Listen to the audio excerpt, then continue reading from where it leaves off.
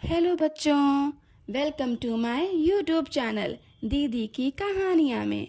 तो आज bed time stories में हम जानेंगे श्रवण कुमार के बारे में। श्रवण कुमार कौन है पता है तुम लोगों को? नहीं पता?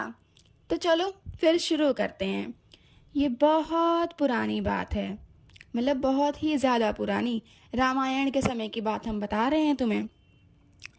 दो साधु थे, एक शांतनु और एक ज्ञानवती।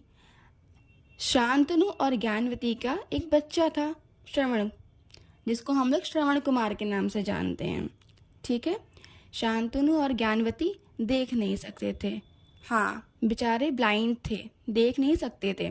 और श्रवण कुमार जैसे बाकी बच्चे होते हैं वैसे ही एक बच्चा था। अब शांतनु और ज्ञानवती जब देख नहीं सकते तो उनको बाकी सब काम करने में भी दिक्कत आती थी। पर उनके एक मन में बहुत इच्छा थी कि वो इस पूरे इंडिया को घूमें और जितने भी मंदिर हैं वहाँ पर जाएं और भगवान जी के दर्शन करें। पर अब उनकी ये इच्छा कैसे पूरी होती?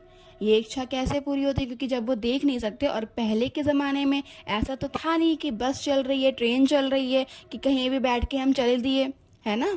वो तो दिक्कत होती ना उनको। तो अब उनकी इच्छा कैसे पूरी होगी? अब वो बड़े मतलब अफसोस में रहते थे। तो एक दिन उन्होंने अपने बेटे से ये बात बोली कि श्रवण, हमें ये मेरी इच्छा है कि हम सारे मंदिरों में हम घूम के आएं।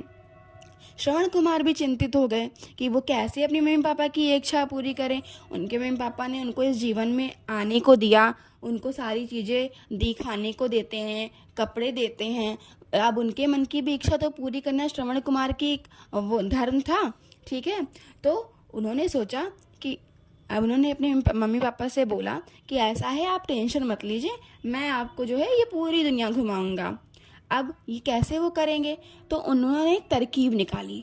उन्होंने एक डंडा लिया, एक लंबा सा डंडा लिया, और उस डंडे के दोनों छोर पे 3-3 रस्सियां बांध दी, और दोनों तरफ बांधी 3-3 रस्सियां। ठीक है। और नीचे बास्केट लगा दी रस्सी के नीचे, और एक बास्केट में उन्होंने ज्ञानवती को बैठा दिया और दूसरी बास्केट में उन्होंने शांतनु जी को बैठा दिया। ठीक है। यानी एक बास्केट में मम्मी को बैठा दिया और एक बास्केट में पापा को बैठा दिया। और उन्होंने इस तरीके से वो उनको पूरा पैदल पूरे इंडिया में जितने मंदिर थे उनको हर जगह लेके गए और उनको उन्होंने दर्शन कराए। मम्मी पापा तो बड़े खुश भई कि अरे वाह, मेरे बेटे ने तो मेरी बात सुनी, और बताओ उसने इतनी मेहनत करी, बताओ पैदल पैदल चल करके पूरे दर्शन कराए। अब सोचो, इतना अच्छा बच्चा है ना, कितने कितने महान थे वो कि उन्होंने ये नहीं परवाह करी कि भाई मैं पैदल चल रहा हूँ इतनी दूर तक, उन्होंने ले करके इतना भार उठा करके अपने मम्मी पापा को हर तरफ दर्शन कराए।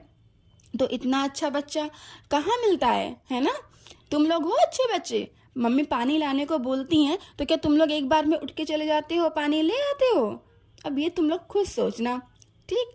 तो अब उन्होंने जब दर्शन कराए तो उनके मम्मी पापा तो बड़े खुश हो गए कि अरे वाह भाई, मेरी ये इतनी इच्छा थी जिसके लिए उनको इतनी दिक्कत होती, इतने अफसोस था कि वो लोग कहीं जा नहीं पा रहे, तो उनकी इच्छा तो पूरी हो गई।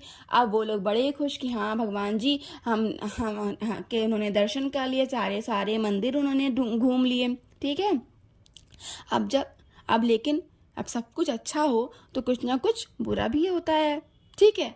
तो ऐसे ही जब वो लोग लौट रहे थे सारे मंदिरों के दर्शन करके, जब वो अपने घर अपने जंगल में कुटिया में आ रहे थे, तो रास्ते में उनके माँ बाप को प्यास लगी। तो उन्होंने कहा, बेटा श्रवण, जाके हमारे लिए नदी से पानी ले आओ। ठीक है। अब उस समय श्रवण कुमार गए नदी से पानी लेने के लिए। अब जब वो पानी लेने के लिए गए, उन्होंने पानी भरा तो एक आवाज़ हुई। अब वहाँ पर राजा दशरथ, हाँ राजा दशरथ कौन है? राम जी के भगवान राम के जो पापा हैं उनका नाम दशरथ है। ठीक है। तो राजा दशरथ वहाँ पे शिकार कर रहे थे।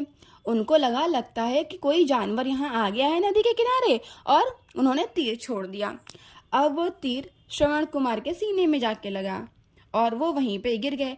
अब राजा दशरथ देखे कि अरे यहाँ कोई गिरा, तो वो दौड़ते हुए आए वहाँ पर, तो देखा श्रवण कुमार के सीने में तीर लग गया है। अब उनको बचाना तो संभव नहीं। ठीक है। वो कैसे बचाएंगे अब उन्हें? तो लेकिन श्रवण कुमार भी अब समझ गए कि अब वो इस दुनिया से जाने वाले हैं। तो उन्होंने राजा दशरथ से बोला कि मेरे मम्मी पापा को बहुत प्यास लगी है, तो आप जा कर के उन्हें पानी दे आइए। ठीक है। अब राजा दशरथ को बड़ा अफसोस, बेचारे अपना उनसे इतनी बड़ी गलती हो गई। ठीक है। तो उन्होंने पानी का अपना वो जो पात्र था, कटोरा, उसको लिया और वो लेकर के उनके मम्मी पापा के पास पहुँचे। अब उनके मम्मी पापा देख तो सकते नहीं, लेकिन वो इतने समझदार थे कि उन्होंने उनकी आहट से उनको पता चल गया कि ये जो है मेरा बेटा नहीं है, ये कोई और है। तो इन्होंने उससे पूछा, कौन हो तुम? श्रवण कहाँ है? कौन हो तुम? तो अब राजा दशरथ बेचारे, अब उन्होंने इतनी बड़ी गलती करी थी, वो बेचारे कुछ बोल ना पाए कि उनसे क्या गलती हो गई है। लेकिन फिर अंत में आकर के उन्होंने उनको पानी दिया, पानी देने की कोशिश की, पर उन्होंने पानी पीने से मना कर दिया। शांतनु और ज्ञानवती जी ने पानी पीने से मना कर दिया। उन्होंने कहा, पहले बताओ तुम कौन हो? तो राजा दशरथ ने पूरी बात बताई।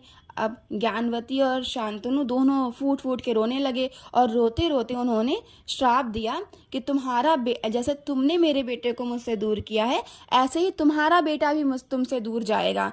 तब तुम्हें पता चलेगा कि किसी के बच्चे के जाने का दुख क्या होता है। और ये कह करके उन लोगों ने भी अपने प्राण त्याग दिए। वो लोग भी भगवान जी के पास चले गए। अब राजा दशरथ को अब पश्चाताप करना था, तो उन्होंने उस श्राप को फिर झेला। अब कैसे झेला इस श्राप को, ये मैं आपको आगे किसी कहानी में बताऊंगी।